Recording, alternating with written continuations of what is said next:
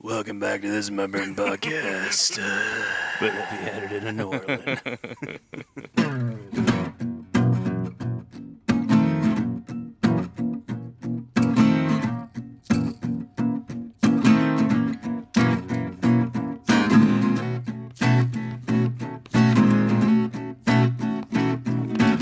Hello, everybody. Welcome to episode 115 of This Is My Bourbon Podcast. Who put a question mark in the telephone?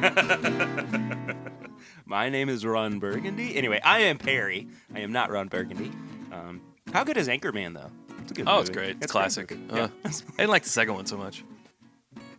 Oh, this is going great. I can already tell this is going to be an off-the-rails kind of episode. Maybe. Who's to say? I am Perry. I'm the host of This Is My Bourbon Podcast.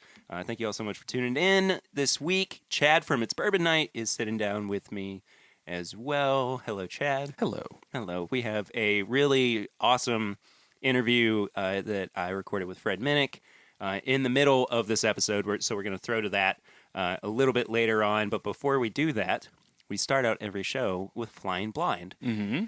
And this is going to be a fun one for me.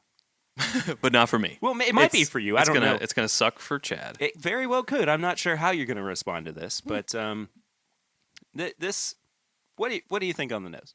It's got a lot of something. I just don't know what it is. It's got a lot of like a sharp spice. Yeah. A little allspice, a little like Christmassy, almost like Midwinter's Night dram type of spiciness to it. I don't know what I would say about it. Are you all right? Apologies if I shake the table quite a bit, by the way. I don't mean to. I'm out of my normal element. You just straight up don't even know what to say about it. Mm-mm. Okay.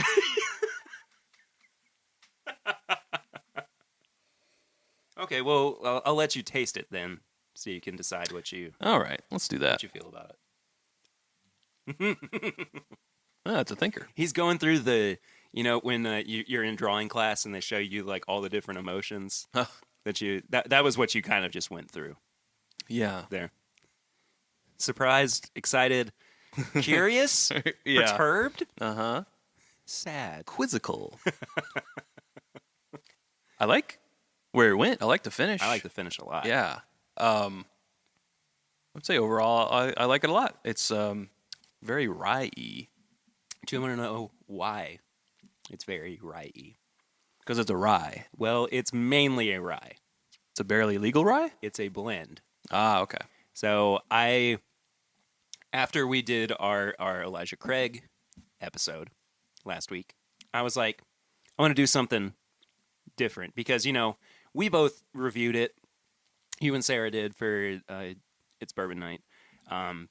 And it was just kind of a resounding good but not great.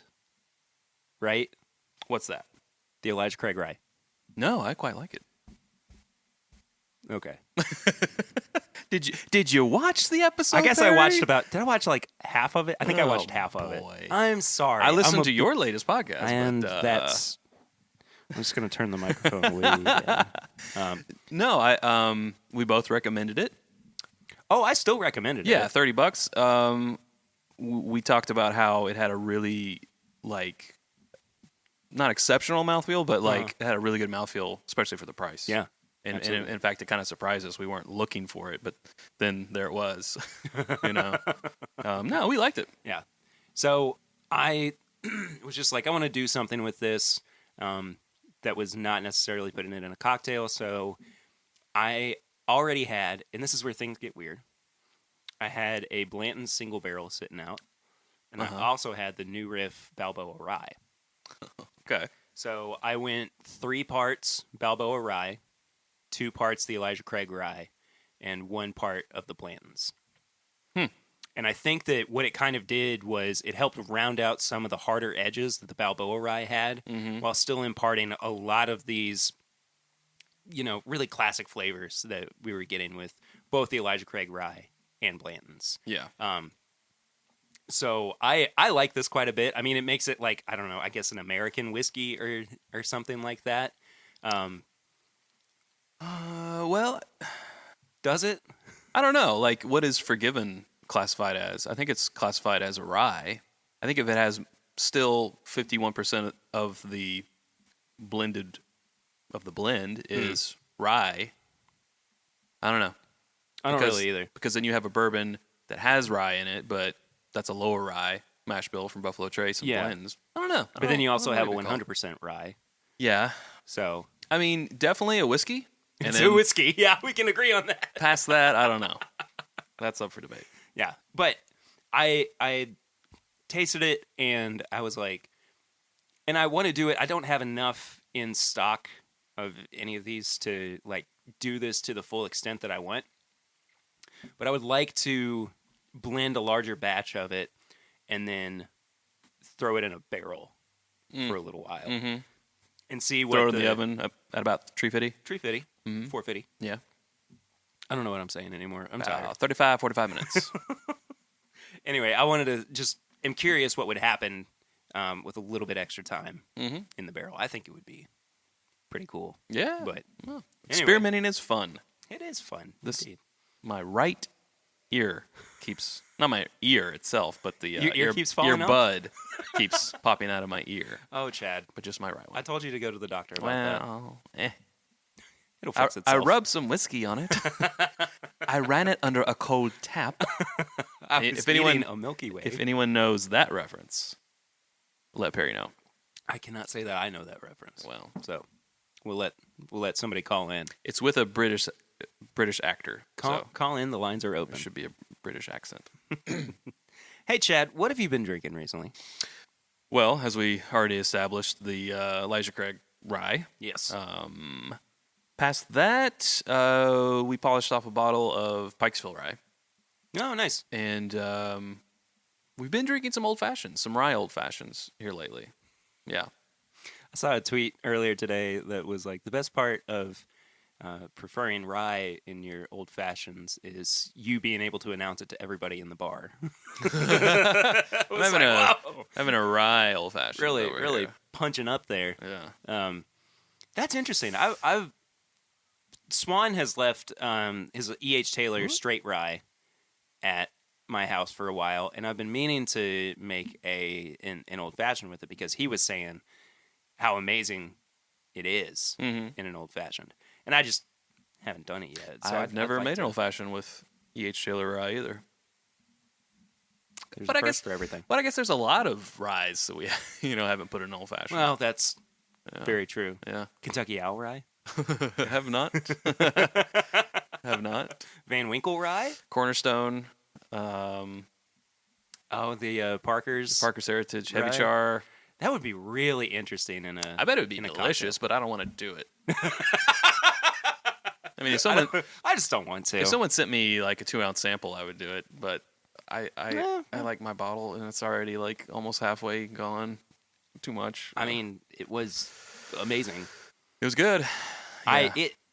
And there was that conversation for a little while too. What is better, the Cornerstone or the Parker's rye? I just don't think that there's any competition.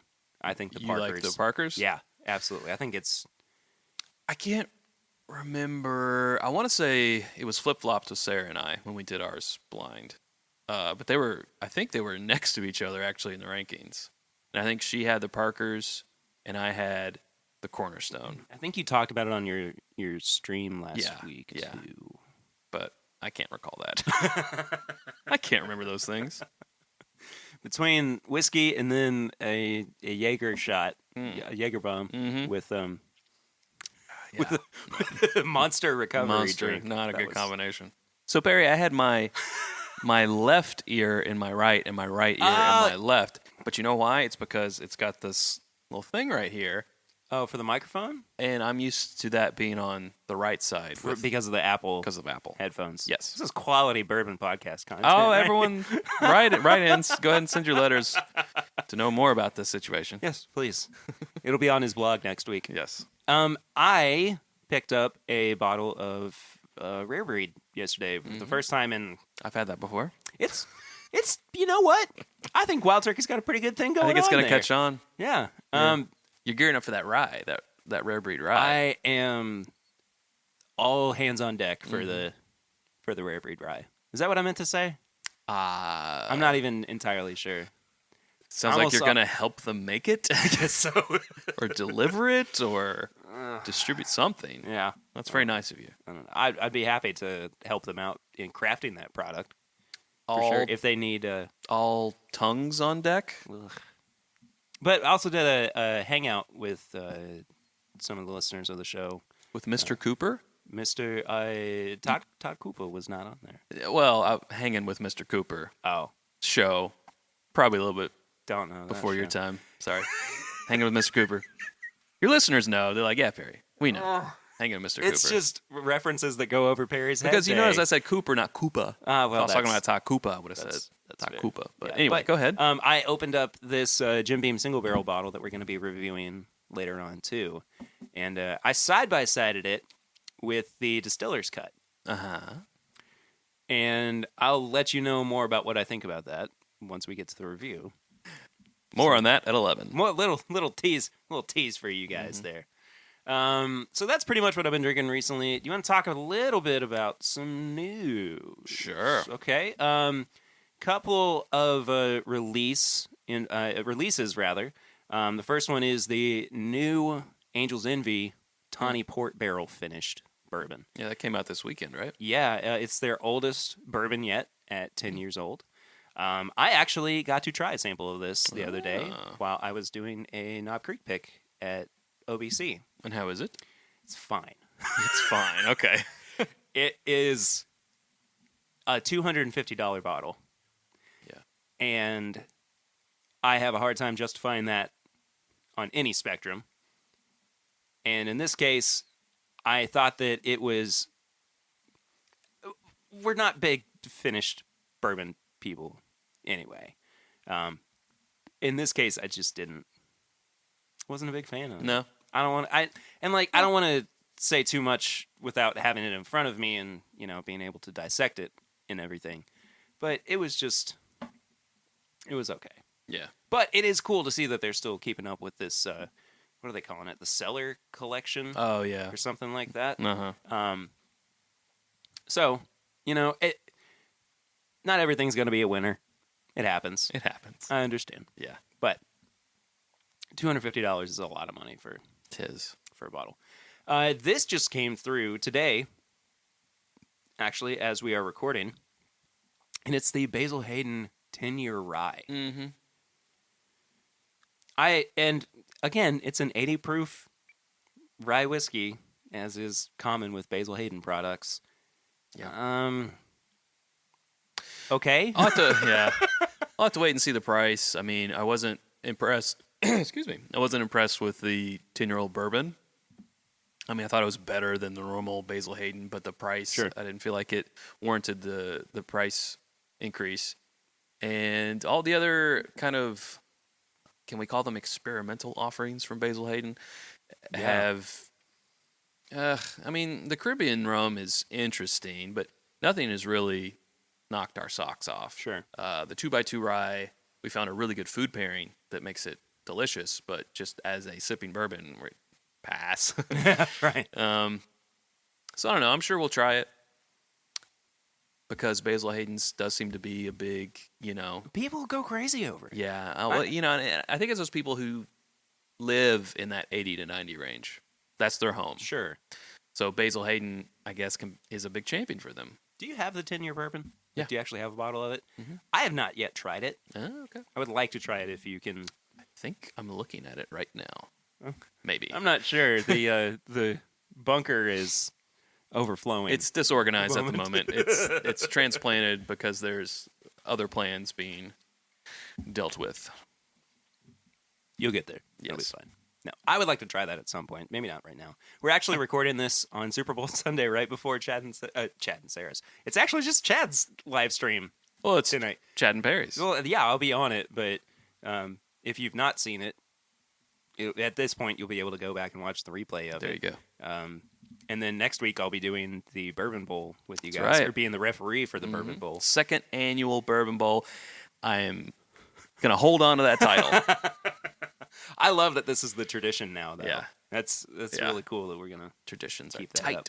So, again, that's really kind of it for news. It's been a fairly slow news week for the bourbon industry. It happens. Is there anything you can think of?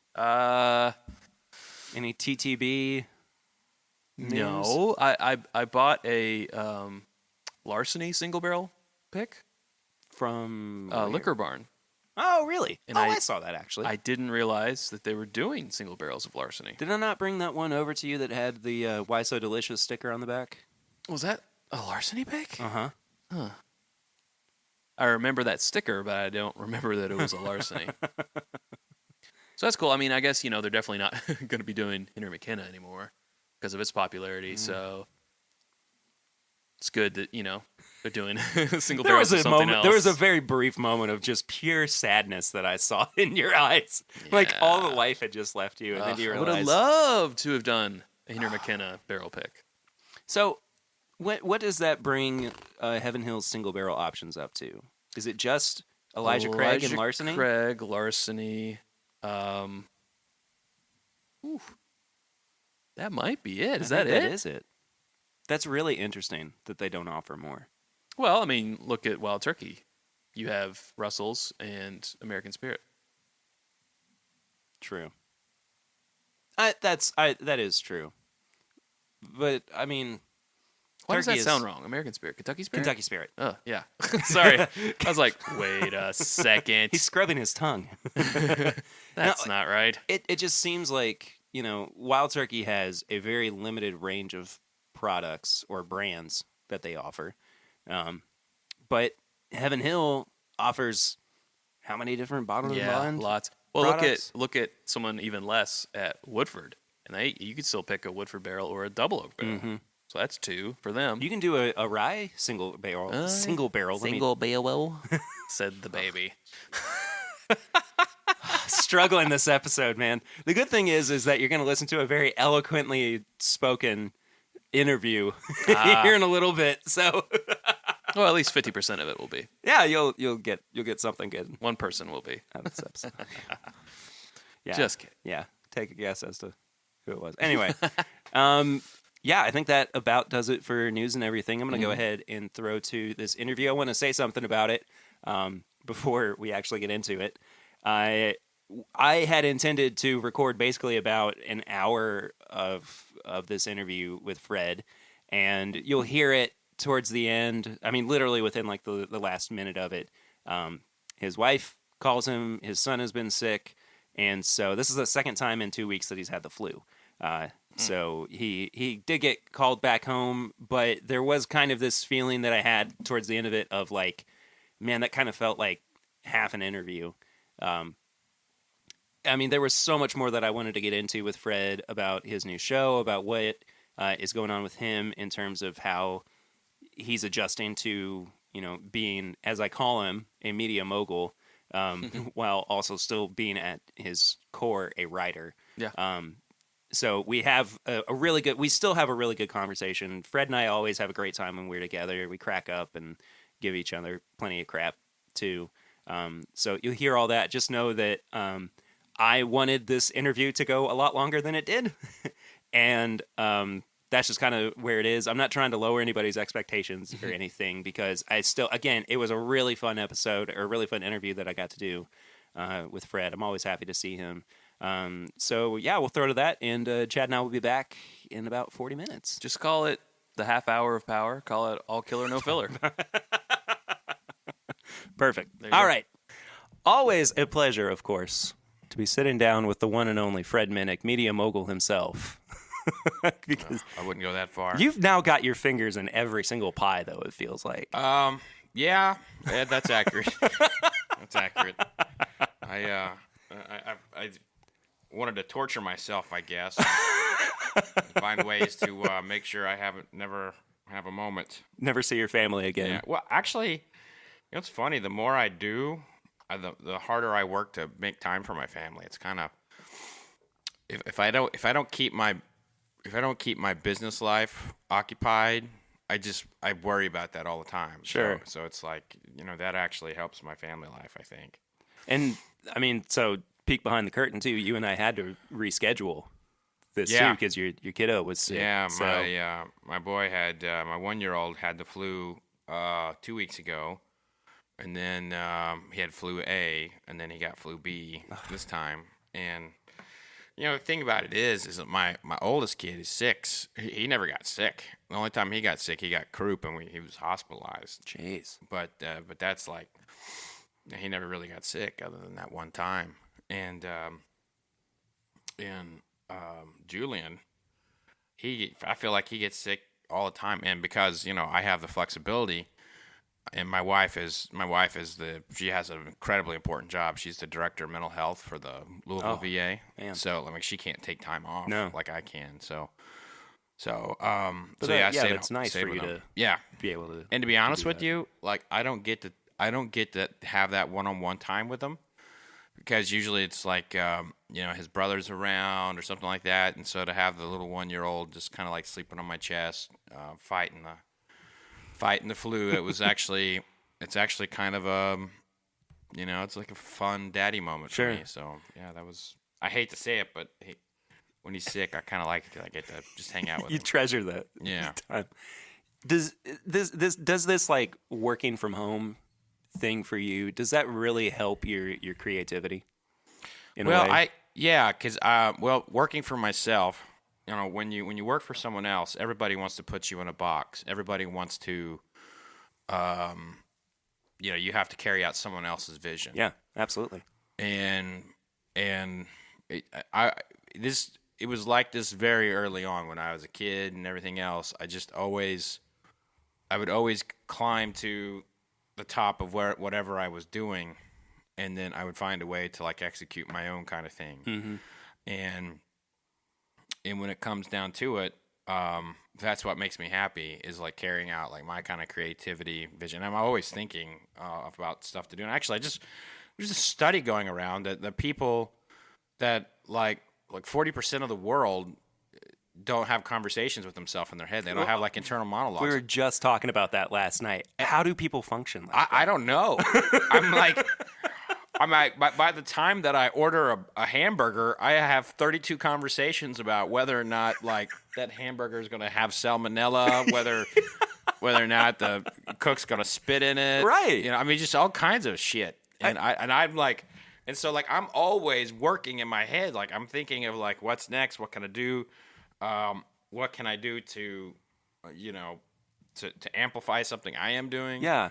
What would be the next good magazine cover that'll stand out on newsstands? I'm always thinking. I'm always pushing, and in the moment when I'm not, that's probably going to be the day that I'm like fishing. Sure. I'm like relaxing or something. So. I mean, the real question is, where do you go from here? I mean, you're now podcast creator, Amazon Prime series creator, YouTube star. I know it. I get this a lot, and I know everybody's like, "Wow, you're on top of it and all that." But I feel like I ain't doing shit. I feel like, and to be honest with you, like it has been. I've been doing this for. This is. Toward the end of this year, it'll be 15 years that I have been like writing in this space, or in some way, shape, or form in this space, and it has been a struggle. I mean, no one sees the amount of rejections I got. No one sees the amount of people who told me that Whiskey Women wasn't a book. The amount of the number of times that. I just spent in archives and libraries studying, and of course the tastings and stuff at home. It's like the stuff that I'm doing now is really the efforts from 10 years ago. And of course. And now, I still have to be on top of my game, because if I'm not, that there's not going to be another show, or there won't be another podcast, or I won't be able to get another guest. Right. And everything I'm doing because I love it, and also because it's a bit of a survival instinct for me. Of course. Like I feel I am more afraid of failure than I ever enjoy success. So, like the other day I got the world's best spirits personality by the John Barleycorn Society. Yeah. And I got that, and I was like, "Oh, this is very nice." I felt very, very good. And then I looked at people who unsubscribed from my newsletter, and then I was like, "What can I do to make sure that people enjoy this newsletter?" I mean, I have a lot of subscribers, and it was like 8 people, and it was like, and I was like, you know what? I disappointed those 8 people. I've got to improve. So like, I'm always looking for areas to improve. Things to be entertaining, for people. Because at the end of the day, what I have come to the conclusion is that I am a content creator, and absolutely, I've rejected that. I've been calling myself a writer and all that, but really, I do far more other things now than I do writing.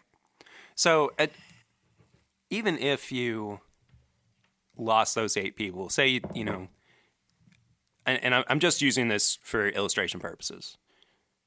100 people were already subscribing to you. Those 8 people left.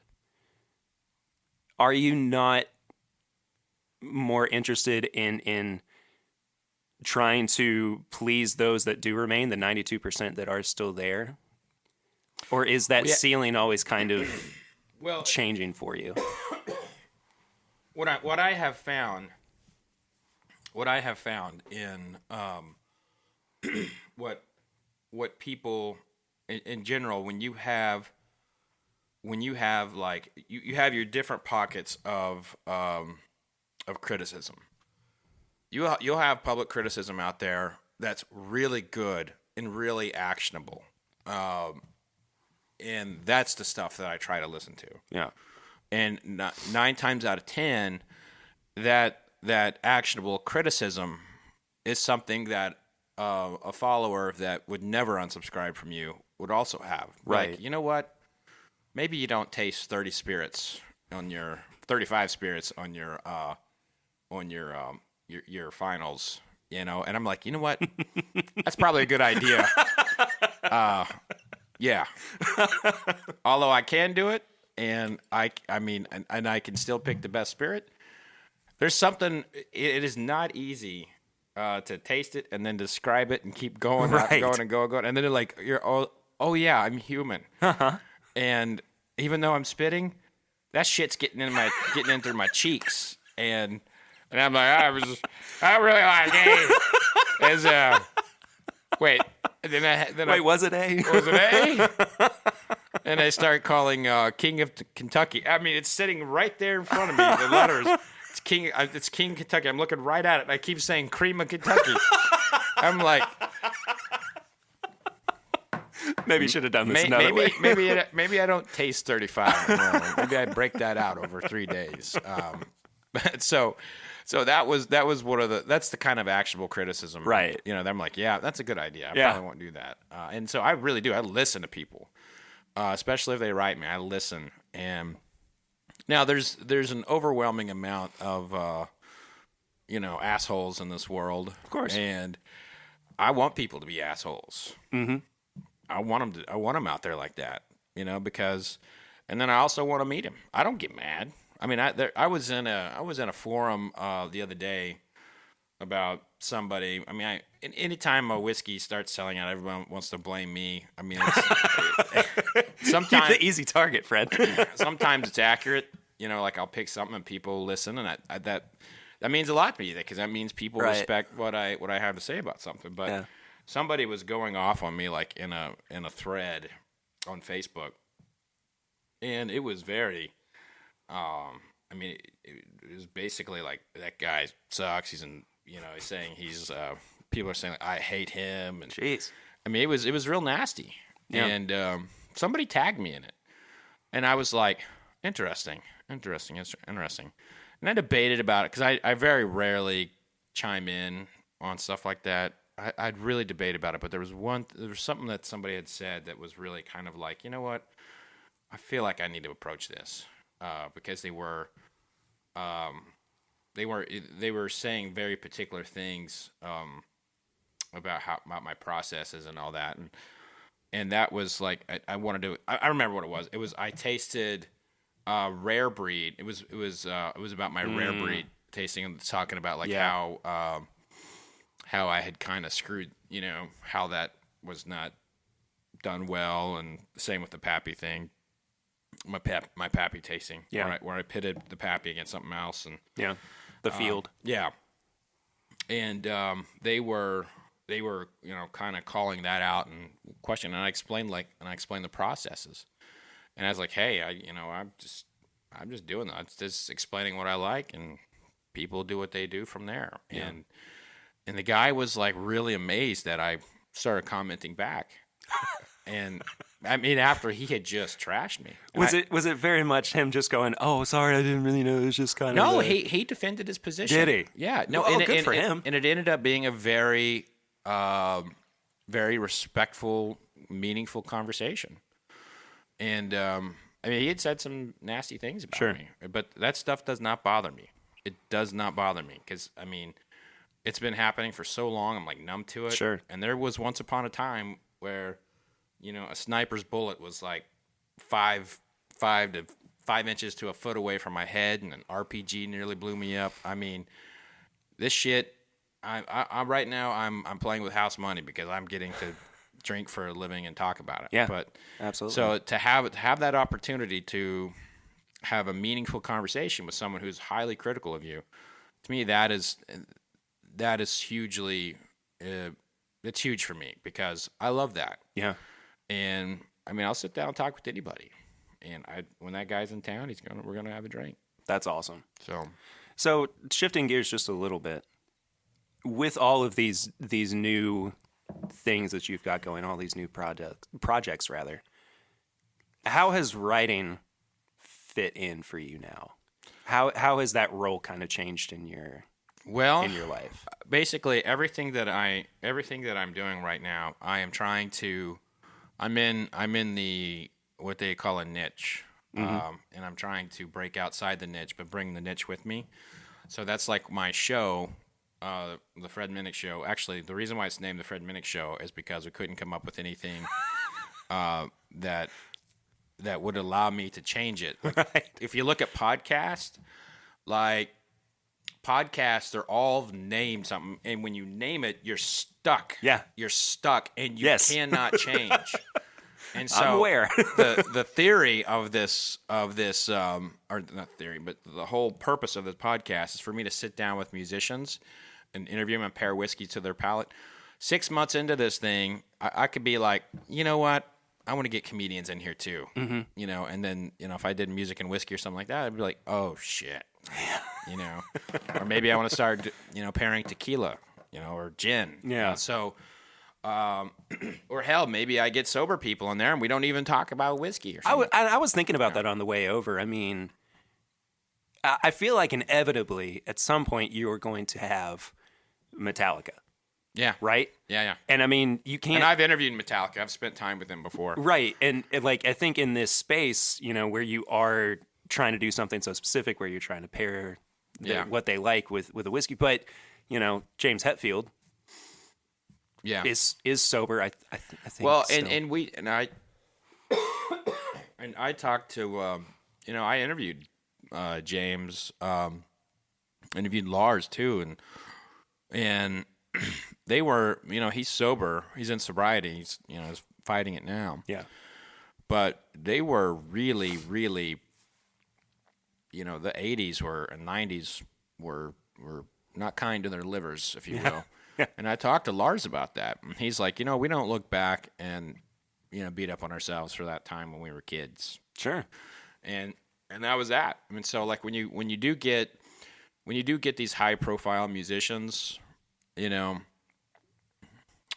you often won't get other ones if you go for a gotcha question. Right. And so there are ways to, like, and I'm involved in the music world, and the word gets out real quick when there's a rogue reporter, and there's someone in our space who was banned from from some festivals. So because they asked some questions that the people were like, you know what, that was a shitty question in this environment. And so, see ya. I'm trying to place who that might be, but I'm gonna refrain from that. Yeah, we'll talk out there. Yeah, that's fine. But so where does writing fit? So, yeah. So I obviously with Bourbon Plus magazine, that I am. If you look through that, everything is kind of like my vision, in that I'm trying to show the people and the stories and the science, and provide a narrative in this space that is not about the whiskey. Right. And that is something I could never get, some of the previous people I wrote for, I could never get them to understand that this culture is only a small percentage of it is about the whiskey. It's about the gathering. It's about, getting coffee with your friends. Yeah. It's going fishing or hunting or going to a basketball game, tailgating. And, the bourbon's there, and it's the centerpiece. But if it wasn't bourbon bringing them together, I don't know if there's anything else that would. And bourbon's the one thing that I have seen in my lifetime that gets people to talk and put down their phones and have meaningful live conversations. I don't see that with any other spirit. And I mean that. To include Scotch. Yeah. The Scotch kind of gatherings and everything is very, it's focused so much on the Scotch. But with bourbon, it's like meaningful conversations are happening. And I'm trying to like show that with every page in Bourbon Plus magazine.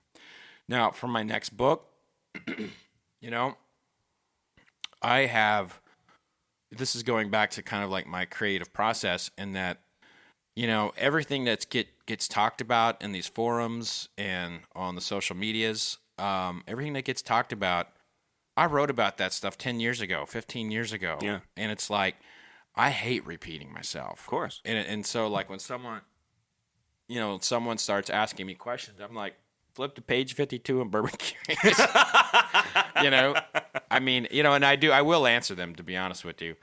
But, what I find out is like there's been all these people who have discovered me through like either YouTube or Instagram, or an interview I've done, or Amazon Prime or something. And so there'll be all these people who have discovered me, but they won't have known that, I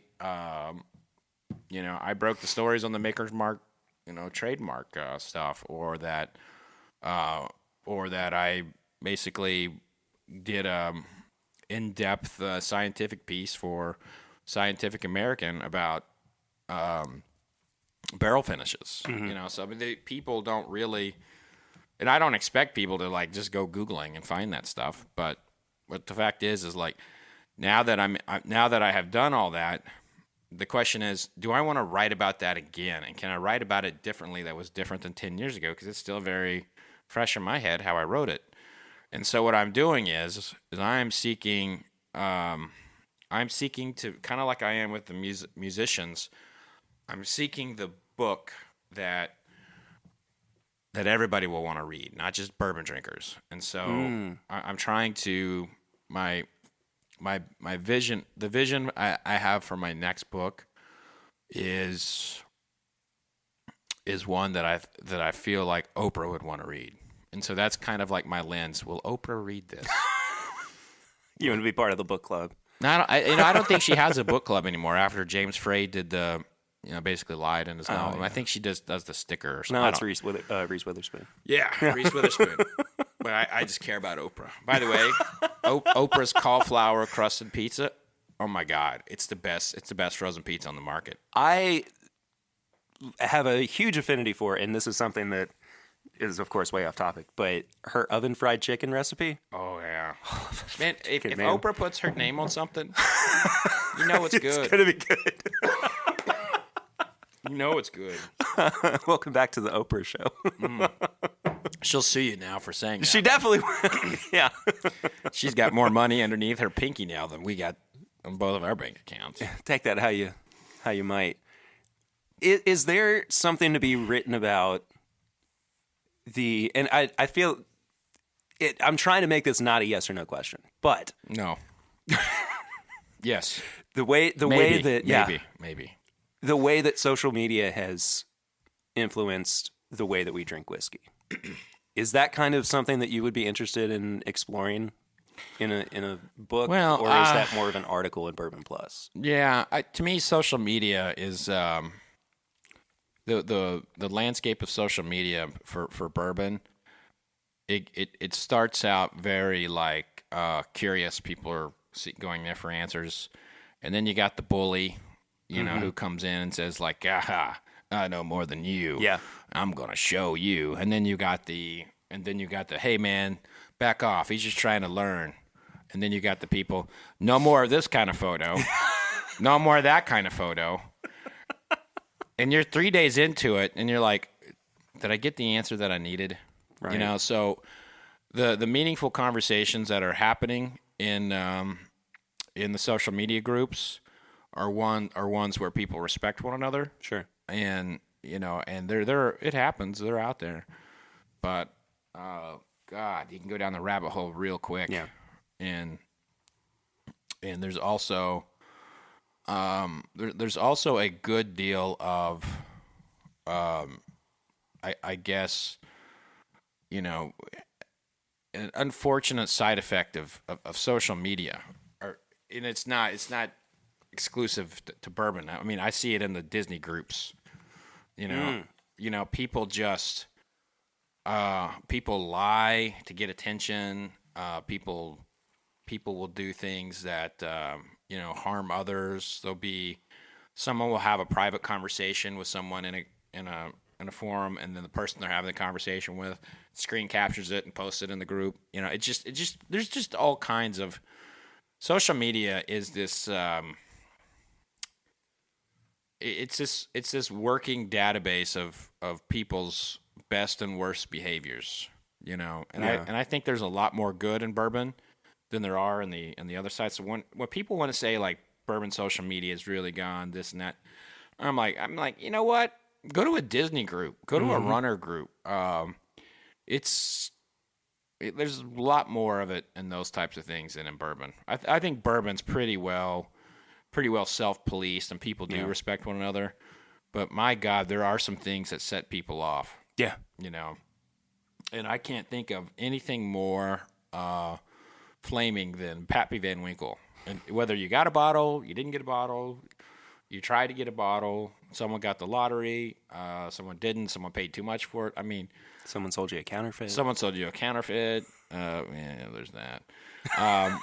And then, or someone like, you know, didn't agree with one of the Van Winkles on something. I mean, there's like thousands of comments that, you know, on those subjects. And it's like, I think there's even one or two groups that have said no Pappy conversations.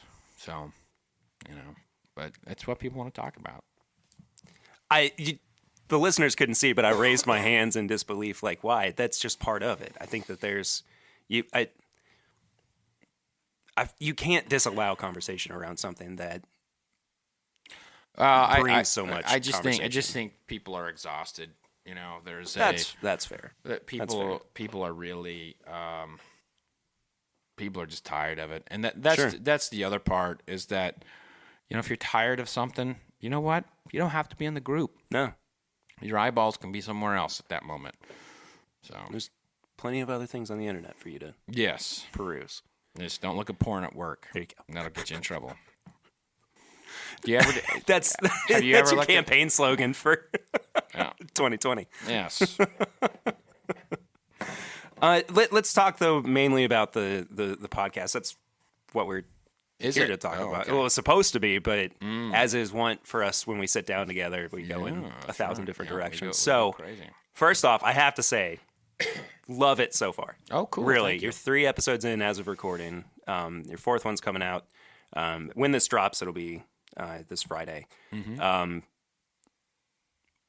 I being a musician and a music fan, I mean, just latched onto it immediately. I was like, I'm so interested in the way that musicians think. Mm-hmm. Yeah. And the way that they talk about their thought process and the way that they play music. And I think that you've done a really good job of pulling that out of people. Alex Ebert, who I also had to like go over and over and over again in my head. Don't call him Roger Ebert. Right. That conversation was so cool, and thanks, I love that thought of he doesn't like the structure of set lists. Yeah. Yeah, he didn't like, and we actually text. I mean, we've become friends, and That's really cool. He's he is a unique individual, and he's an artist through and through, and He speaks like one. and I actually relate a lot to him. Mm-hmm. Like I'm doing this. I'm about to record the next season of the Curation Desk, and they wanted to have my plan. I'm like, I don't want to give you a plan, because if I give you a plan, I'll show up and I won't want to do it. I want to do something else, and I'll just think about how much I hate the plan. This is why we resonate so well with each other. And when he says, I don't want to be counted on, I'm like, oh my God, that's my life. That's my whole life. It's like, I don't want to be counted on. I want to do my own fucking thing. Fuck you. So that's kind of it. But so we really connected. I will say that of the entire, I've recorded 18 interviews. Wow. So far, and I've got a lot of big names that we're going back and forth with. That's my least favorite part of everything is scheduling. And even though I have someone who does that for me, I still have to be involved with like looking at my calendar and saying this, will that work, this work, that work. Yeah. Hate it. I look forward to the day that I can just like have my studio and I don't go anywhere and people just show up. Instead, I got to go to them. I look forward to that day. But anyway, the one with Jelly Roll, you know, the Southern rapper, that was my that was a conversation that I feel like could change the world. I really, really in my heart believe that conversation, if we could go back to a time where we didn't focus on the one thing that we disagree on, mm-hmm. I think we would be a much happier people. That was such a beautiful illustration that he put forth too about, and I just listened to you talk about it again, mm-hmm. With the Alex Ebert episode, but with his dad and his uncle not agreeing on political views. Yeah. And the way he said it was, we have 99% of things that we agree on. Why would we argue about the 1% that we don't? What I have found is this is something that I did not anticipate, but I'm bringing an audience that these artists never get. You know?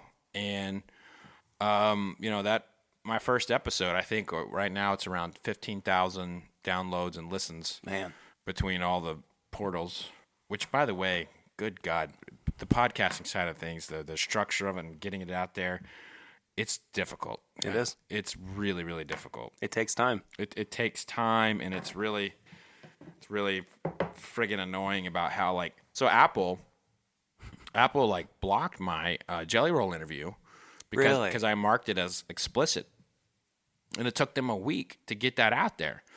So unless you were a subscriber, you didn't get to see it. So they hid it from the normal population, or just getting on iTunes or something. And it was fortunately, my partner on the podcast, Gary Krantz, he's a longtime radio executive, and so he just with a call, called Apple when it was up. So it's he knows everybody. I mean, he's clearly he's if someone's getting in the audio game, he's got somebody who interned for him there, or something like that. But anyway, I'm bringing an audience to these musicians, and I'm having people write me I never heard his music, I never heard this, I love him, I love that. So I don't think it's for them. They have 500,000 Instagram followers. Sure. They're communicating to their audience every single day, and they're always looking for new ways to reach audience. And radio doesn't do it anymore. So this show, it really excites them. And the one problem that I have is that I have to, a lot of the big names are sober. You know? So I won't be able to get Eric Clapton. No. I won't be able to get, like I had a chance to get like Guns N' Roses, and they're like, "Oh, there's alcohol around." No. So they wouldn't even want to be in the same room. Well, we got to keep in mind the managers are trying to protect them, right? So the request never comes to the artist, and I have a manager now, and that's the same thing that that he's like we're in some talks about doing things, and the first thing that comes out of his mouth, vodka can't be anything ever associated with Fred. And I'm looking at him, I was like, damn. I love you, man. You're going to kiss him on the mouth. Yeah. Get on over here, Clay. But managers, they protect, and they're the process of getting a musician on the podcast, it starts with the numbers. You have to go back and forth, and then I also get their music, and I get actual licenses, and I have a lawyer make sure that it's legit, and I can put it on the air. Right. So, there's a lot that goes into a single episode, and it's a lot of things you probably wouldn't think about. Sure. What is and you kind of mentioned it already, but what's the growth, the ideal growth plan look for you? So I want to. I phrased that question very strangely. I'm sorry. Well, let's hope it's not an internal growth. Yeah. Like some kind of mass of some type. I'd like to get about 6'2". I know I'm past my growing time. I'd like the growing around my belly to stop. Wouldn't mind a little bit more growth in the muscles. Wouldn't mind more growth. There's a lot of growth potential in my body. Okay. What about the podcast? Okay, that. So I'm sorry.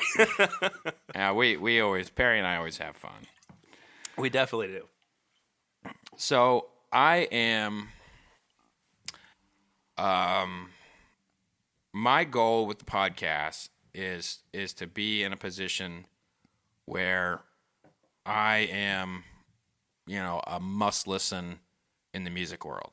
So I want to be able. My goal is to bring my niche, which is largely bourbon, to music, and to get people. So my vision has always been to get people to respect and taste and love bourbon, and then the people around it and everything. And through musicians, I'll have access to basically their world. Yeah. And by doing that, I can, maybe convert a few vodka drinkers into being bourbon lovers. And, I'll have other stuff like the Alex Sieber one. I had grappa. I'll have tequila on, Yeah. But it's always going to be very tailored to the musician. So my goal is to basically be in that realm, and I want to be in the same conversations as the top podcasts that are out there, because I started shifting. What you have to understand, Perry, is that everything that I'm doing is out of survival. Yeah. Okay, I don't want to have to work for somebody. Mm-hmm. And 10 years ago, I saw that I was freelancing. I was out there hustling every single day, trying to get an article. And if I got paid $1 a word, it was awesome. Yeah. I'd get columns, and I would keep hustling. And then I hit the ceiling with what I could do at Whiskey Advocate. And there was another magazine I was writing for. I hit the ceiling there, and so I co-founded a magazine called Bourbon Plus. Now, it's not my money. I'm not the majority of it or anything like that, but, it's my vision. Bourbon Plus is. And you have people behind you in support of it, too. Yeah. And I think that speaks so much to the fact that you can go out and do this, that there is that support. And what I started realizing is that when I do all these events and I talk a lot, and I wanted to get into podcasting, and so I joined Bourbon Pursuit. And what I started noticing is that people would be reacting and listening or watching me more than they were reading me.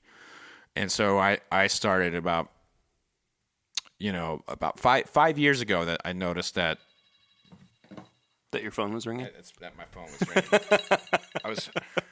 Should I get it? I don't know. Should you? You should get it. But anyway, so about this whole survival thing. Yeah. Which is why you need to wrap up and go home. It's part of survival. I was at an industry conference 5 years ago, or 3 years. I don't remember the time. It was some time ago. Yeah. And I'm ordering a drink. This guy comes up to me and says, "Hey, are you Fred Minnick?" And I was like, "Yeah." It was not unusual for me to be recognized from like my book or something. Yeah. And the guy says, "I recognized your voice because you were on the Bourbon Pursuit podcast." Oh, okay. And he's like, and I was like, "You were walking by and you heard me order a drink, and you came up and you recognized my voice." That's when I knew. I was like, I got to get into podcasting. Yeah. Because the thing about it is, I am a creator of words, either through written and so it's my business. Like I make my living by the things I write and say. And if if the world is going toward YouTube or podcasts or whatever, and I'm not there, I'm going to be out of a job. Yeah. And in 10 years. Yeah. And so that's why I have done what I've done. It's all out of survival to do what I want to do and love. And the fact is, it could all fail, but I'm sure going to try. You got to stick to your guns. Got to stick to my guns, and now I have to go home, or I'm going to get beat up by my wife. I'm not just kidding. She's not really going to beat me up. No. Fred, thank you so much for sitting down with me as always. I'm sorry we got cut off. I'll tell. It's okay. We'll make up for it sometime. She'll buy you a drink. Okay. All right. Out of my money, probably. All right, buddy. Love you, man. Cheers. Love you, too. Good seeing you. Good seeing you, too. So, like I said, we had to kind of finish up a little bit quicker than we had anticipated. That was a really good interview. Well, thank you. It was nice for us to both sit down and listen to it together, wasn't it? We took the entire 30 minutes to listen back to that interview. My main takeaways... Well, I don't want to narrow it down, so I'm not going to speak on it. I think it's best for everybody to have their own opinion in this case. Yeah. So my thoughts are my own. What did you think about the interview? I thought it was an interview. No, not you, the listener. It was it was that radio you. Oh, the radio you. The radio you. Okay. Yeah. But anyway, so we didn't get a chance for Fred to do some of his plugs. His new podcast, of course, is called The Fred Minnick Show. You can follow him on social media, basically just at Fred Minnick everywhere. You can find his magazine, Bourbon Plus, on pretty much any major newsstand now, too. Are newsstands still a thing? They are. They stand. I think they are. Still. With news? With news. On news or with news? With news. They stand with news. Fair enough. So go and check out all of his stuff. All of his books, of course, are on Amazon. You can order them directly through his website as well. Highly recommend that. His first book, Whiskey Women, was a huge source of information when I was doing my live show last year, the Women of Bourbon episode. So, yeah, absolutely go and check all of that out. So, that was a much quieter clap than I was kind of hoping it would have been. That was weak. Maybe I'll bump it up and don't bring that weak clap game, Perry. Do you want to have something to kind of acclimate our palate to the Jim Beam profile before we jump into this Jim Beam single barrel? I'm just proud you said acclimated correctly and didn't stumble. I am too. It's been a little stumbling. It's a big 4-syllable word for me. I'm just playing. It's all good. Sure. I figure we probably shouldn't. So this is a Dusty. Probably shouldn't go there. 120 proof. I mean, is that too much above? I don't think we should go above. All right, so you want to go with a Jim Beam Black 86 proof. This is actually the 8-year-old. Yes. Too from back in the day. Back in the day. So I will let you pour that so that Perry pours do not get in the way of us creating content. I heard you say that you don't always Perry pour. Every time you Perry pour, it's on accident. And if that's the case, I think the Perry pour. You are a very accident-prone individual. Because I'm going to say about 9 out of 10 times I see you Perry pouring. Just saying. Nothing but love, but just saying. Yeah, I mean, you're right. You're like, no, anytime I do a Perry pour, it's on accident. I'm like, uh-huh. So this Jim Beam Black 8-year was actually gifted to me by our friend of the show and your friend of the show, Adam Terry. Adam's the best. He's a great dude. Yep. got that right off the bat pick of Elijah Craig. Oh, from yeah, him. that's right.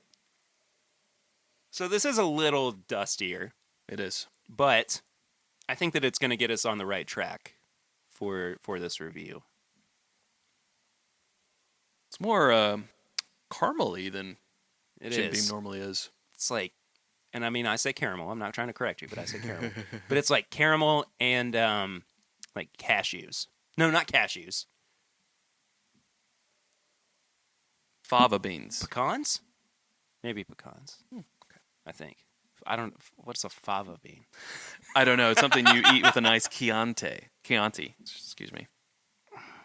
Silence of the Lambs. I'm gonna eat my creme brulee.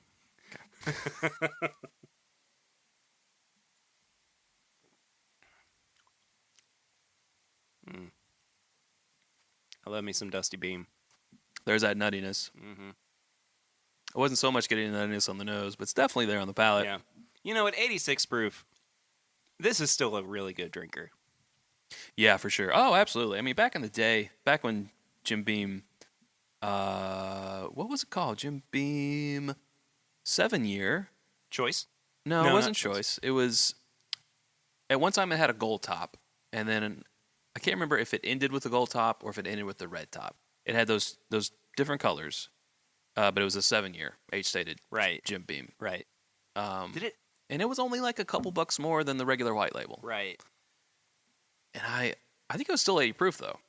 I always, even cheap college me, would put in the extra bucks for that 3 extra years to get that 7-year. And I always thought that 7-year was good for what it was, man. Sure. But this, being 86 proof in 8 years, is just next level. Yeah, I think so, too. I think it's that, you know, they've always kind of had that notion of the black label is definitely more premium. And it's not super, but, I mean, it's always kind of had that step above status. I mean, even back into the, 60s and 70s when you had remember you and I split that bottle. Back in the 60s, yeah. On our way to Woodstock, we, I remember that, yeah. Mm-hmm. On the back of a truck. Heading up to New York, yeah. No, but we had that Jim Beam black bottle that you and I split. I actually have a little bit of that left. Do you really? I do. That's been long gone for a while. Right, because you gave me the bottle. The empty bottle. And I had it in a different vessel. Oh, that's right. Yeah. I can't remember who had the last of that. I don't know. It might have been Grease. I think Grease chugged it in front of me. Yes, yeah, that's exactly what it was. Love you, buddy. As he does. Mm-hmm. But it's all good. Review time? Let's do it. Let's do it. This is the newest iteration of the Jim Beam single barrel. This kind of seems like it is falling into the distiller's cut range. It is affordable, much more affordable than the other Jim Beam single barrel is, which is 95 proof and like $40. That single barrel must be older, I'm guessing? It is. Okay. Yeah. So this new one is 108 proof and like $26. It is non-age stated, but I would kind of lean to assuming that it's probably more in the like 5 to 6 year range, kind of in the same way that Distiller's Cut was non-age stated. So you don't think it's just white label at barrel proof? Because what's the price of this? $26. I would have to assume that that would be my guess. Well, why don't we taste it and see what we think? All right. Let's do it. But I'll let you, again, pour for yourself. We're still a twist off, so we're in twist off territory. And the other single barrel, too, it does have a cork. It does. I must say. Go ahead. Sorry. That surprises me. That it's a twist off and not a No, just that this exists. Oh, yeah, because you didn't even know about it until yesterday. Well, I didn't, but this is just, I would call that a Perry pour, Perry. Honestly, that's like an ounce and a half. 3/4 of a Perry pour. That is not, don't make me go get my jigger. Shame in the game, man. It's cool. What do you think that is? That looks like a standard pour of bourbon. You might be right. I think that's... I'm just busting your balls. Yeah, clearly. And they hurt, man. Anyway. This seems out... I mean, I was going to say it seems out of character. It is only 108 proof. If this was higher, if this was 115 or above, it would be more so out of character. But like the Jim Beam line, the things that actually say Jim Beam on the label have never gone over 100 proof in recent memory, right? Like the Bonded, the Distiller's Cut, 100 proof, you know. And now here's a single barrel and barrel proof. We're assuming barrel proof, I guess. It doesn't say barrel proof? It doesn't say barrel proof. It says unfiltered. But it is consistently 108 proof. You're right. I wonder if 108 is... Oh, God, that wouldn't be a barrel proof entry. No. There's no way. No, it's definitely 125 because Bourboner or Breaking Bourbon had that chart, that fact sheet that came out this past week too. Mm-hmm. Which you've not checked that out. It's floating around on the internet. But yeah, their regular Jim Beam goes in at 125. Yeah. So okay, so it's cut down to 108. Interesting proof choice. Yeah. Yeah. How did they land? I mean, it must have been a tasting panel that landed on that, but that's a lot of deliberation and a lot of going back and forth to have. I mean, a good way to differentiate yourselves from all those not all those 107s, but there are some 107s out there. 108. Interesting.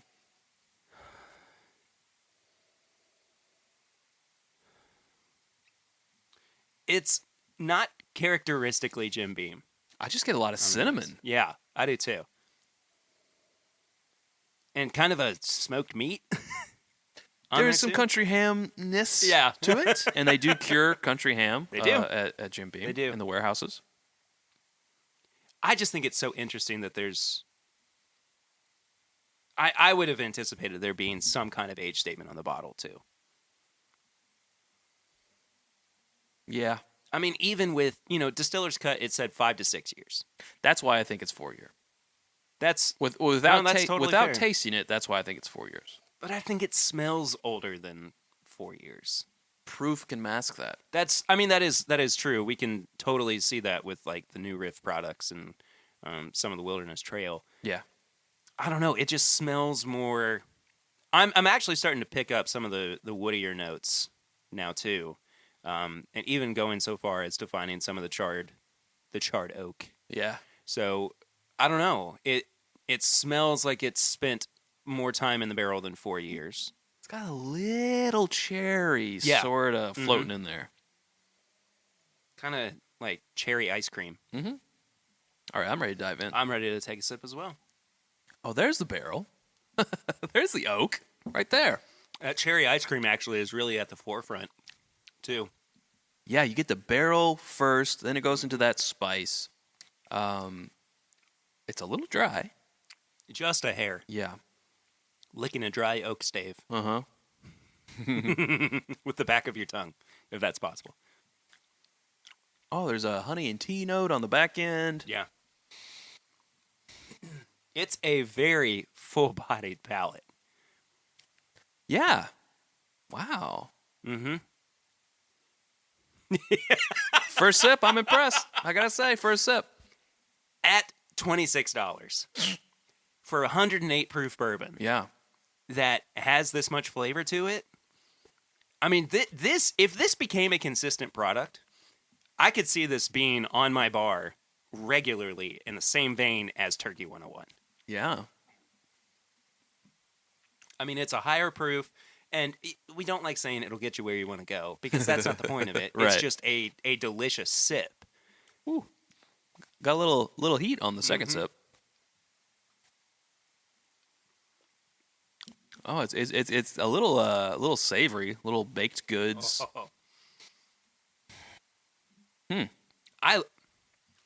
First impression, really. I mean, second, because I did have it last night, but it was also amongst other products. I like it a lot. Yeah. I like it better than I do Distiller's Cut. I mean, I'd have to blind side by side it, but I'm kind of with you. Non-blind side by side. Yeah. The Distiller's Cut just didn't hold up. And the finish just keeps going. Yeah, it does. it's herbal notes and yeah. There's an herbaceous note to it. It's weird that it's not like I'm not really getting nuttiness on the finish. I'm not either. You get it on the initial palate, then it rolls into that spice, and the finish. It's like there's something buried there that I'm not picking up on yet. It's peanut brittle. Maybe. I'm definitely getting peanut brittle on the finish. Is it blackberry I'm tasting? I think it might be blackberry. Blackberry. That is not where my mind was going at all. There's a darkness to the finish.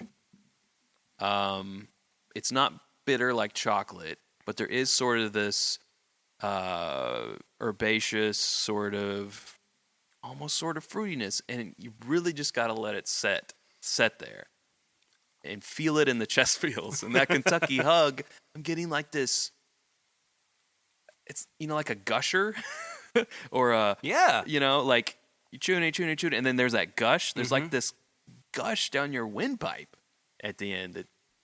I'm getting like blackberry or black cherry. I'm kind of leaning a little bit more plum. Plum, okay. But I can definitely see where you're getting the blackberry or black cherry from. Mm-hmm. Either way. I think I'm more black cherry now than blackberry. Yeah. Almost as if there's like a cola, like it's a cherry cola. Because right. I was going to say like a coffee bean, but then that kind of went away. I wasn't on board with that. But I think it's like more of a cola bean. Yeah. It's a bean. Cola bean? Yeah, cola bean. For they make cola from the cola tree. That's how they make cola, Perry. I learn something new every day. My life is a mystery, and it's just constantly unraveling for me. Hey, if you're not learning something new every day, you're not doing it right? I like to consider myself a all-time student. Oh, absolutely. Yeah. In the University of Life, the school of life. A student of life. Yeah. Gotta be till the day you die. Gotta be. So this bourbon brought to you by Life cereal and the game. There was some comedian saying, "What a presumption!" I think it was like presumptuous, or like just bold. Is it for the cereal or the game? I think it was a cereal. It's like, oh, that's pretty good. What do you want to call it? Let's call it Life. It's Life. Like, wow, that's okay. An important cereal. Can't remember who that was. I'm starting to get more of the herb on the nose. Now too. Yeah. There is that. Mm-hmm. But I'm telling you, man, I like it. This was, and aside from, I think I saw it, or saw the TTB page for it. But aside from that, and then being reminded about a week and a half, 2 weeks ago, that this was even going to be in existence because somebody picked it up and sent our little group chat a message saying that they had gotten it. Yeah. This is a surprise. Bottle. So I was in 3 liquor stores over the past 2 days, as happens. And I didn't see this anywhere in Lexington. But you know what's also odd?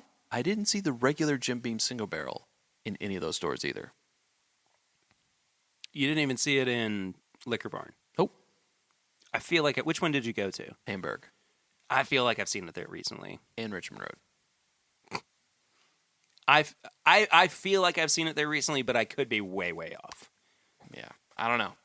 Like, coincidence? Probably. Well, I'll say this. When I got this from the Liquor Barn in Springhurst yesterday, it was actually sitting on the shelf next to the more expensive old single barrel. Right. So, it's definitely still out there. They're not, purging their stock to replace it with a cheaper option. Uh-huh. If anything, they would be doing the reverse. Correct. But I don't know. Even after tasting it, do you still feel like it's 4 years? Not from taste, but from marketing standpoint, yes. Because if it's a single barrel, like I know they don't so much age stay anymore. They kind of remove that from all their products, right? Except for the Knob Creek coming back. But things that say Jim Beam, I don't think there's anything that has an age statement on anymore that has the Beam name on it. So this not having it doesn't surprise me. It doesn't taste like it's 4 years, but price-wise, that's the only thing that makes me think, yeah, it's 4 years. It may be a blend of 4 to 6, maybe. Oh, it's a barrel. That's a single barrel. Thanks, Perry. Thank you. Saved you. For keeping me honest. Saved you there, Chad. It's a blend of a really big single barrel, okay? They're now calling big batches single barrels, all right? Lay off. Lots of single barrels. Just picked up the ball and pointed at the single barrel like a... I was trying to be gentle about it. Gentle. I'm sorry. All right, so it's obviously not batched because it's a single barrel. I'm sorry. Now I feel like a jerk. No, it's cool. Because I would have listened back to it and been like, what are you talking about, Chad? I don't know. I don't know. I mean, we can play Guess Who We all can day guess, long. yeah. But Oh, man. Yeah. Guess Who of Bourbon? Guess Who of Bourbon. Remember that game with the... Yeah. Oh, that's good. Is it weeded? No. Everything goes down. Yeah. Yeah. Anyway, I'm ready to review this. Oh, that's right. We have to actually do the number thing. The nose, palate, finish, and price. Each category is out of 5, and then we total it up for a score out of 20. Okay. I'm going to give the nose a 3. I'm going to pull up my notes. So you can write it down. Up. I think that it's interesting. I don't think it's quintessential Jim Beam, but it does. I'm gonna have to get a splash more because I drank all of mine. Now you understand why I give myself a little bit more in these tastings. Never. Never. No. I could just smell the bit I spilled on my hands. Smells like lotion. No, I think it's good, but not great. I think that It's better than average, and 3 would be better than average. yeah. So I will also give it a 3. Okay. The palate. The palate is delicious.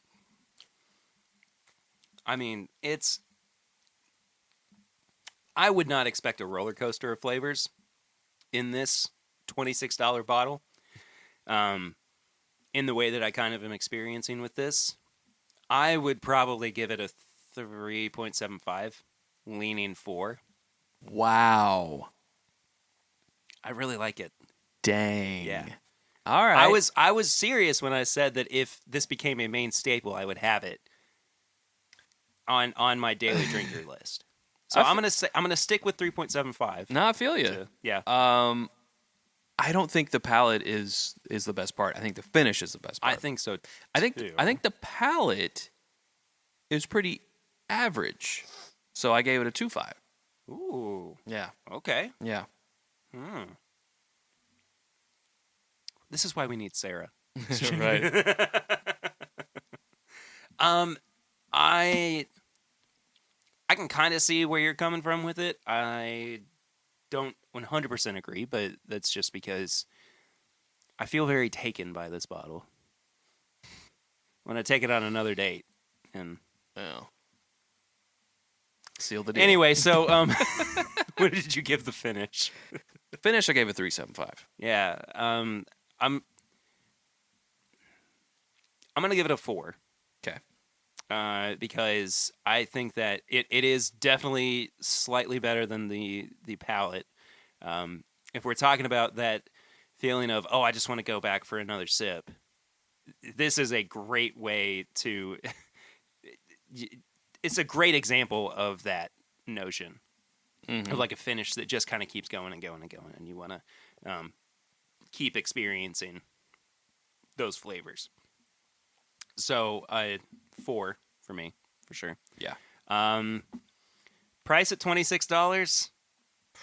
There's not really another bottle on the market at this price with this proof point. I mean, used to be. It was called Weller Antique. Well, that's true, but now that's a $50 bottle. Yeah. And single barrels are supposed to be the cream of the crop. And you got OGD 114, $30. That is true. Yeah. So I mean, it's sitting kind of in that affordable daily drinker range. That's also higher proof and packs a punch. I would love to side by side this with OGD 114 because they're both Jim Beam distillery. Great, actually. Yeah. I mean, it is going from their high rye recipe to their lower rye, but at the same time, that's speculation. They don't release their.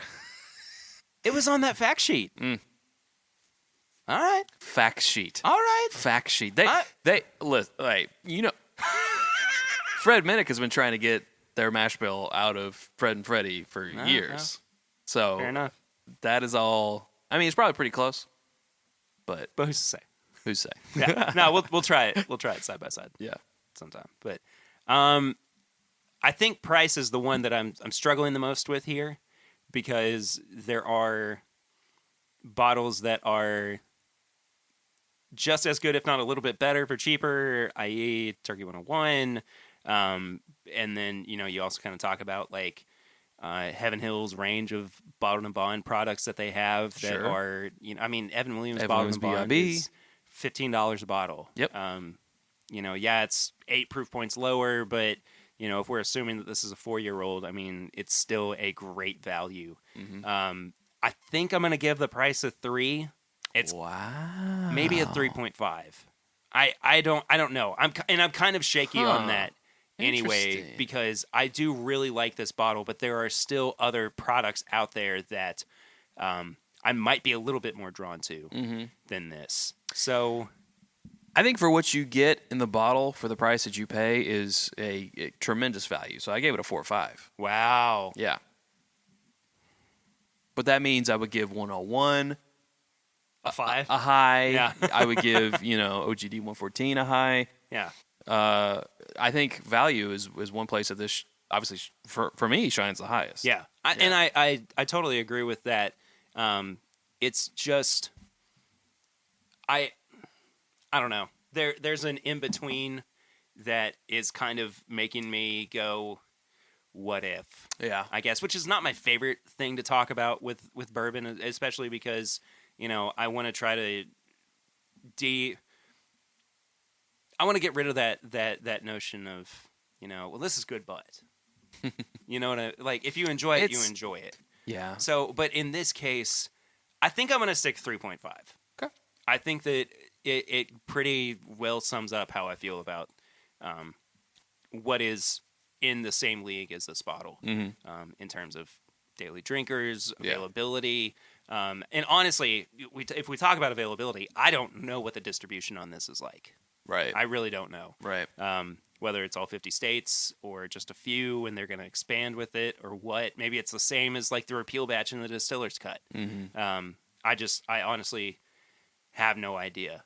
I do wish that this would become a prominent staple in the Maker's Mark stable. The Maker's Mark stable? Maker's. I mean, same company, Beam Suntory, Beam, but the Jim Beam's maybe. Okay. Where did that even come from? I don't know, man. You don't have Maker's Mark on your back bar. I don't know. I'm on 8 hours of sleep. A full 8 no, hours. like 6, okay?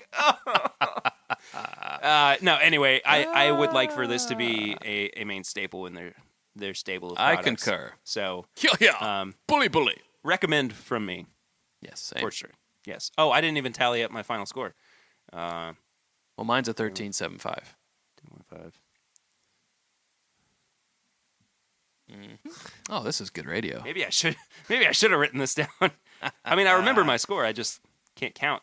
Yeah, apparently it's the math portion of it. Plus. Yeah.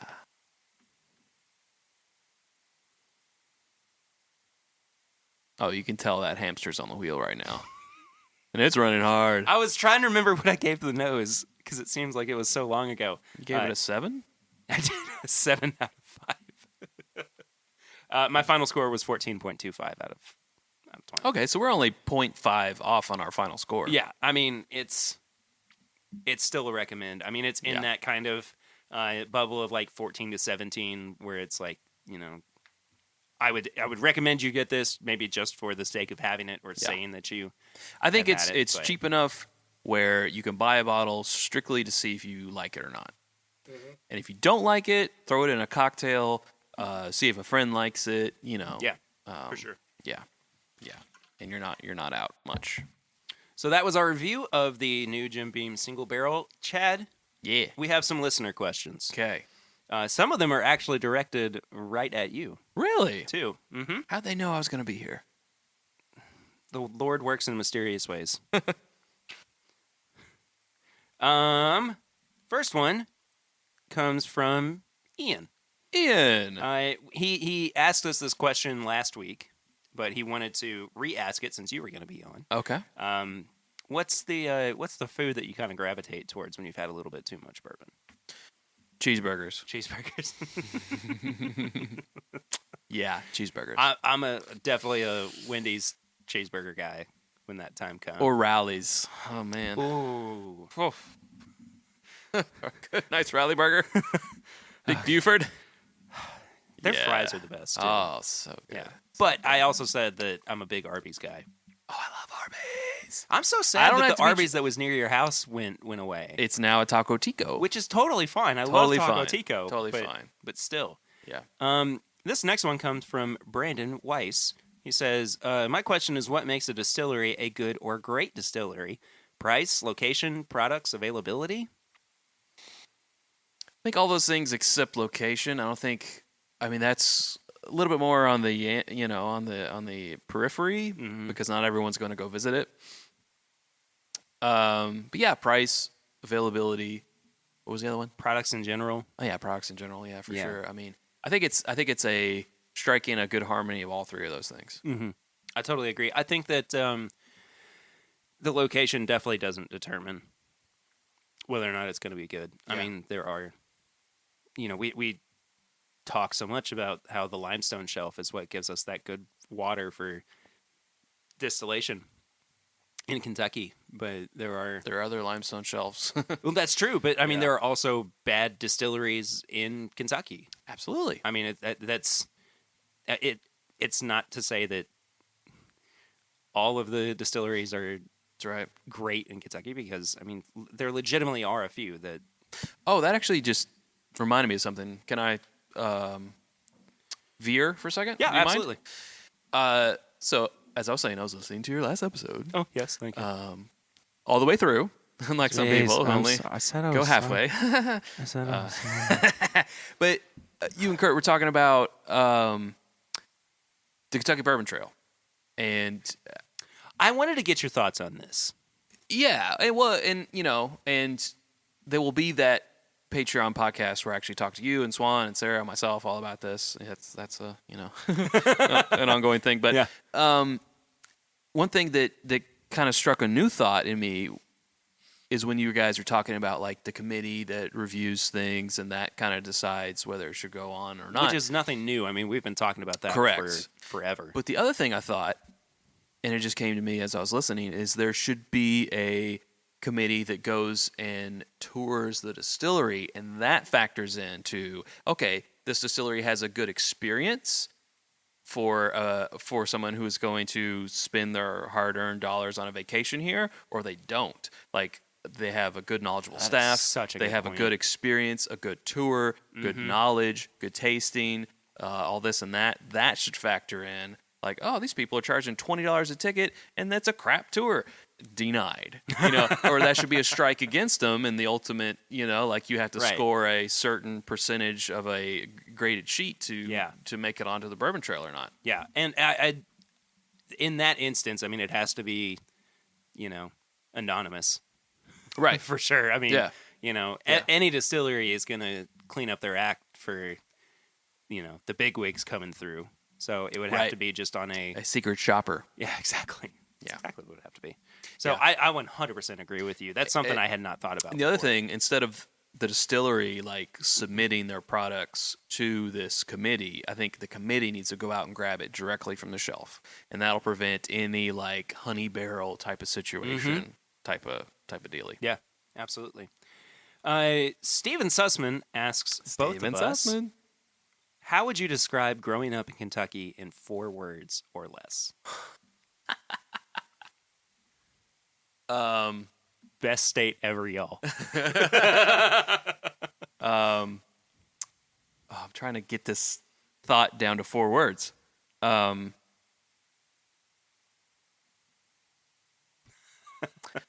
Bad weather, wait 5. Okay, I wasn't even thinking about 2 sentences. I mean... No, there's a comma. Oh, it sounded... Well, I guess you'd have to have a... You'd have to have a question mark. You'd have to have a question mark in there. Yeah. Yeah, he didn't say 1 sentence. He said 4 words. Yeah.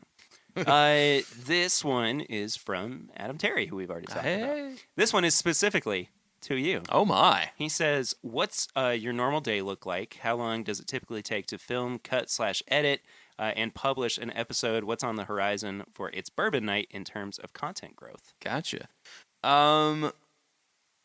Different episodes take more time than others. For instance, like when we do a gift guide, that's just a big time suck nightmare that takes a lot of time to do.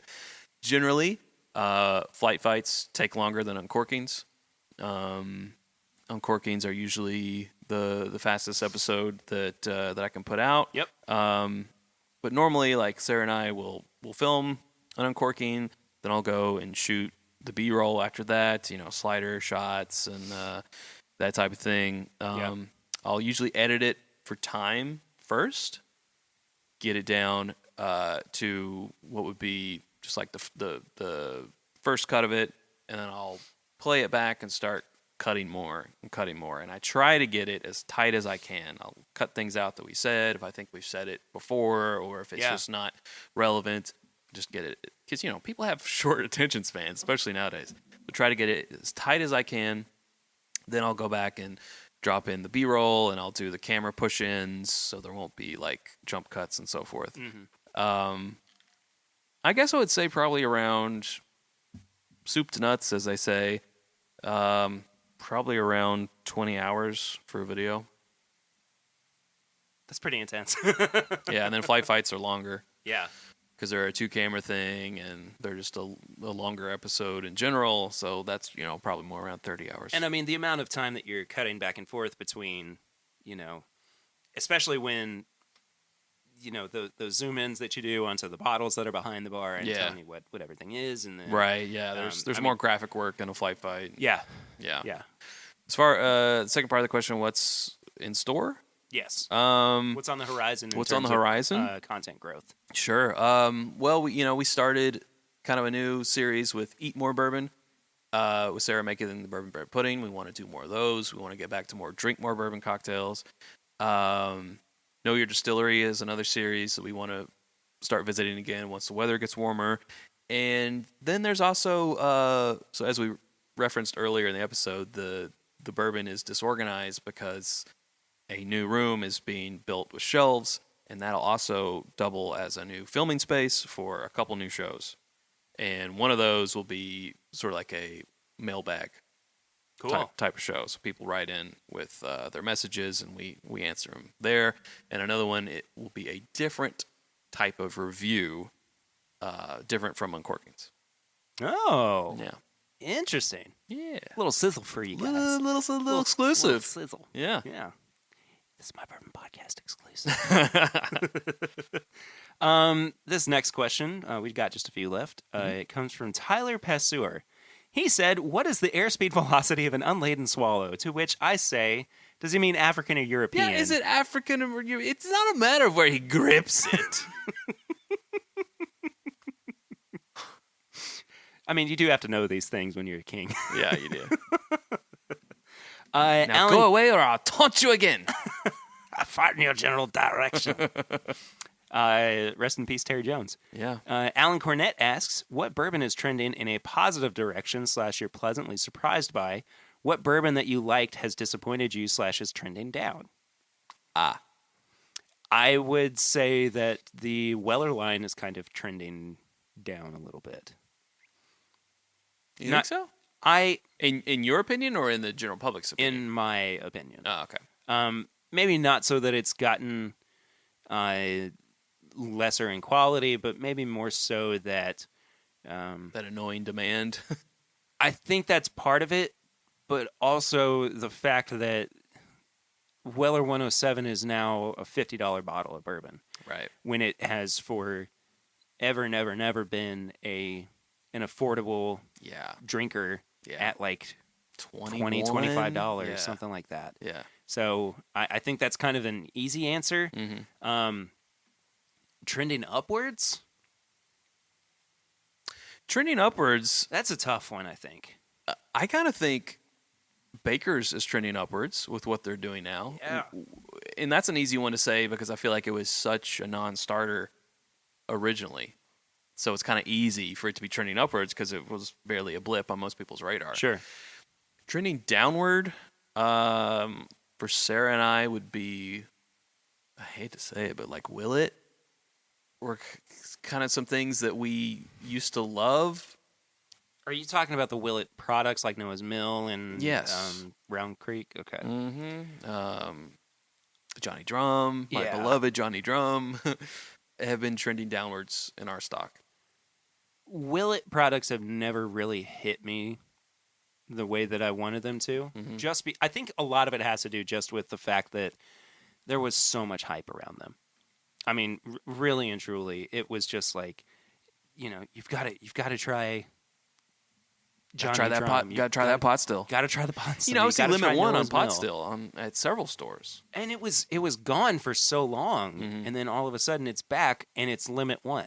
Yeah, I mean that is such an indication of the bourbon boom is when products that were readily available, and I mean this goes back well before Willet was that way, and Henry McKenna was that way, But seeing these used to be non-allocated products, I see Limit 1 on some Buffalo Trace bottles.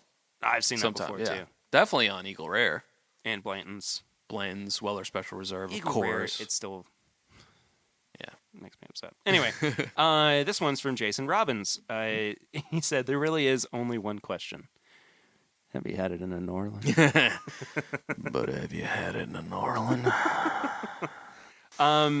Dustin Whitaker asks, you have created a cocktail and named it after yourself. That's not a question. What's in it? Oh, this is a hypothetical. Perry? So my classic cocktail that I thought that I invented for a long time and then realized I didn't, but then realized that I might have because... The Keeneland Breeze? The Keeneland Breeze, but with Ale 8 because they just use Schweppes or Canada Dry or whatever. Yeah. Mm-hmm. So it's bourbon, orange liqueur, and Ale 8. Yeah. It's a nice effervescent cocktail for spring and summer. But mine I haven't mastered yet, but it does require pouring bourbon through a sieve that has been coated with peanut butter.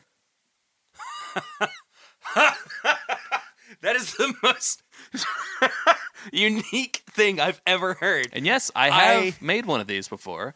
I just haven't settled on a recipe that I am completely happy with. Dude, that is so out of left field. I was not expecting that to be. I mean, like, it makes sense, but is it Jif? Is it Peter Pan? Is it or the organic stuff that's got the water on the top that you have to stir around to get rid of? I'd rather it be a little bit more solid than that because I don't want that getting into the sieve into the cocktail. That liquid. I mean, I do usually prefer organic, but I think I might just have to go with a regular, just smooth, non-crunchy peanut butter. Yeah. Anybody who eats crunchy peanut butter. Don't trust them. Charles Van Ness asks, do you think that the trend of rye will continue? If so, other than Wild Turkey, who will come out with the best rye in 2020? I do think it'll continue. I do as well. I don't know if this is going to be a big year for it necessarily. Right. Yeah, right. Did you see back a couple weeks ago, I guess it was now, that Buffalo Trace has those kosher products coming out? No, I think I missed that. Okay, so they have a rye bourbon, a wheated bourbon, and then a rye whiskey. All three are to the law of what a kosher product has to be. Interesting. I don't know what those factors are. I will not pretend to know what any of them are. But I mean, that's at least one new rye product that's coming out this year. Dixon says the Al Rye Batch 4 is supposed to be out of this world amazing. There you go. Got the rare breed rye. Yeah. Already talked about the Elijah Craig rye. I think we'll probably Basil Hayden rye. We'll probably wind up seeing more of the Russell's rye too. Yeah, I think so. And of course, Wild Turkey, Master's Keep, and Parker's Heritage already did their rye in 2019, so 2020 probably won't be those. Well, it's definitely not going to be the Master's Keep because that's the 17-year. That's correct. Bond. So LEs, maybe not. I think it's more 2020 might be the more everyday rye year. I can totally see that as well. Eric Smith asked, this is kind of a long one, so stick with me. All right. He said, have you guys ever had an experience where your knowledge and nerddom of bourbon negatively impacted someone or was just too much? For example, you get asked what to get someone for a gift, and the next thing you know, you've broken down 5 mash bills and explained the process of store picks to someone, and they end up saying, yeah, I'll just get my husband some Woodford. I think he likes Woodford. And then he used the hashtag Perrypour for life. Nice. That's not really ever happened to me, honestly. I'm pretty self-aware of when people don't want to hear me talk. Sure. You know what I mean? Yeah, I don't think it's so much that, but I do think it's more when someone knows that you know about bourbon, so they ask you, hey, I want to get a gift for my dad or a gift for my boyfriend or a gift for my husband or a gift for my wife or whoever it is. And then you say, and they say, what bourbon should I get? Well, you can't just start recommending. So you have to ask some questions. Mm-hmm. Well, what do they like? Well, I don't know.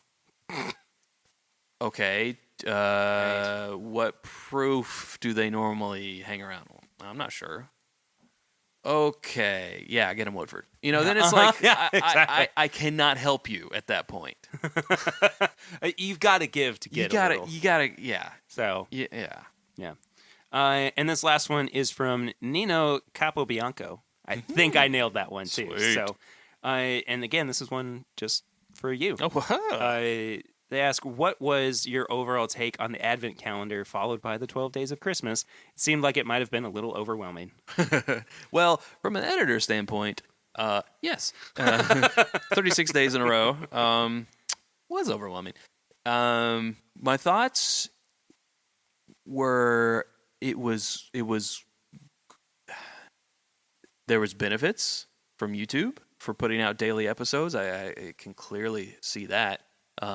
When you put out daily content, you get discovered more, recommended more. It's a 24-hour promotion cycle with YouTube when you upload a video, and if you do that for 36 days straight, that's 36 days of promotion. Right. So we gained a lot of subscribers, and a lot of people who hadn't seen us before were seeing us. So that was great. That type of schedule is not something that we can normally maintain. No. So that's a takeaway from it. But also we loved the double blind aspect of it with the Advent calendar, and then the Whiskeys of the World was really interesting too, that they were mostly not bourbons. Actually, I don't think there was a tried and true bourbon in the bunch. There were some like finished whiskeys, sure, bourbons, originally bourbons, and then they're finished in a secondary barrel. But for the most part, I don't think there was a single tried and true. There might have been one, I can't remember. No, I think there was. I think that bespoke bourbon was actually a 4-grain bourbon. It was the one that was mislabeled as as the cream, bourbon cream. I think that might have been the only one, but that was really cool to branch out and try whiskeys from other places. So overall, positive on both. Okay. Gee. That's good to hear. Well, that was just kind of our little mailbag segment. I've really enjoyed doing these questions. Yeah, those are fun. The past few weeks. It's been interesting hearing from you guys, the listeners. Tips and bits? Tips and bits. All right, so we're going to recommend some things for you guys here. It doesn't have to be bourbon necessarily. Mm-hmm. For some reason, I almost called you Chuck. Okay. I'm not sure why. Chad, what are your tips and bits this week? Well, dang, I can't even think of a name that sounds like Perry that's not Perry. Well, puree. I'm going to recommend, and this is odd because I didn't think I would watch this show or like it, but I started watching Batwoman on the CW. Originally, I didn't think I was going to watch it because I was actually kind of turned off by the promotions for it. I was like, I don't think this isn't. But you know, Batman is my favorite superhero. So anything in the world of Gotham, in the lore of Batman, you know, attracts me. So I'll tell you what it was. I was watching the crossover event, the Crisis on Infinite Earths. Crisis on Infinite Earths, which she was on. Batwoman was on. I was like, all right, I've got the CW app, so you know, I watched the pilot of Batwoman. I'm like, oh, this is interesting, and started watching it from there. And I'm like, oh, okay, this is actually a pretty good show. It's an interesting direction that they've gone with it, and the actress Ruby Rose is an interesting person herself. And you know, she was on Orange Is the New Black, and she just has an interesting story as an actress, and I'm enjoying it. I'm about maybe 7 episodes in. Gotcha. And I'm enjoying it. I haven't really given it a chance yet. Right. I mean, like all I've really seen of her has also been on Crisis on Infinite Earths. My goodness. Yeah. That's a mouthful. Yeah. Sidebar, how did you like it? Crisis on Infinite Earths. Oh, I thought it was good. I thought it was a lot. It was a lot. It was a lot. I thought the callbacks, though, were good. It was great to see because I watched all 10 seasons of Smallville, so it was great to see the Smallville scene. And I didn't like how they treated Batman in it. Kevin Conroy, the voice actor of Batman, you know, playing Bruce Wayne, a grizzled old, and I get it, but I didn't like that part of it. I didn't either. I didn't like that part of it. I didn't either. No. I mean, and I think a lot of that came from, you know, Kevin Conroy has been the voice of Batman for 30 years. Yeah. And, you know, we have this ideal portrayal of him as the Batman. Yeah. And then once we get a murderous psychopath Batman. Right. But I understand by our Batman. Yeah. It's like, I understand how he's aged out of the role. And now it has to be old Bruce Wayne. Sure. But I didn't really care for that turn. But otherwise, I thought it was I'll good. tell you, I think my favorite part of that entire thing was watching Brandon Routh play Superman. Yeah, that was cool. That was so good. Yeah. I mean, like, and it's so funny because I didn't like Superman Returns all that much. Right. But, like, I just lit up when he came on screen Yeah. as Superman. I mean, it just was... It was so cool to see him back. Agreed. But anyway, that's enough nerd talk, I guess. Okay. You've watched the show. I think we've talked about it before too. The Goldbergs has just been on point this season. Oh yeah, it's been so flippin' funny. Same with Schooled. Yeah, which was the spinoff show. Yep. If you've not seen it, it's on ABC. I think. Yep. Very, very funny stuff. I still think the first 1 to 3 seasons of Goldbergs were really their strong point. Yeah, but I think so too. I think this season has been good. Yeah. I have yet to watch this season of Rick and Morty, but everybody says it's been There's one great standout episode, definitely. Is it the heist episode? No. Okay. That was a good one, but it wasn't that one. You'll know when you get there. All right, fair enough. Fair enough. I think that just about does it for this episode. Thank you all so much for listening. Chad, where can people find you if they would like to follow up with you? YouTube.com/It's Bourbon Night. It's the main place. We are at It's Bourbon Night on Instagram mainly, but also on Twitter. WhiskeyAmbitions.com for merch, and then Patreon.com/It's Bourbon Night. Yeah, sorry, I had to recover from my indigestion. Well, if you want to follow me personally, I'm at PRitter1492 on all social media channels. You can give the show a follow at My Bourbon Pod on Instagram, Facebook, and Twitter. You can also leave a 5-star rate and review on iTunes, which is a really great way to help out the show. Do you have a review there, Barry? I do actually have a review here from one of the listeners. This comes from Jay. The title of it is, I love this. the Elijah Craig Barrel Proof of Bourbon Podcasts. Wow. That made me really happy. So Jay said, where to begin? Perry, Curtis, and Swan are bringing it every week with some great bourbon talk, bourbon news, fan questions, guest appearances. There's always something to keep me entertained. As a new dad, Congrats. Congratulations indeed. I always love it when Papa Ritter is on because I can see doing something similar with my son Max when he's old enough, of course. I call it the ECBP of Bourbon Podcast because it might not be the biggest name in Bourbon Podcasts, but if you're in the know, it's amongst the best in Bourbon Podcasts. Oh, nice. Cheers. That's a great review. There's something so self-gratifying about reading these reviews out, but they really do mean a lot, and I appreciate everybody who has left a review so far. Like I was saying, it's a fantastic way to push it up in the charts, push the podcast up in the charts, see new people or get new people seeing the show and then listening to it. So please do that if you are able to do so. You can find all of our apparel and merchandise at bourbonshop.threadless.com. We actually are also on YouTube. It's youtube.com/This Is My Bourbon Podcast. There's a few old live streams that I did last year and in 2018. Probably going to actually start those up again here soon now that my schedule is not so insane. There's not really much, I would say, edited video content, but there was the Beagle Rare video. That I did, which is a whole lot of fun. Mm-hmm. So go subscribe over there if you have not done so yet.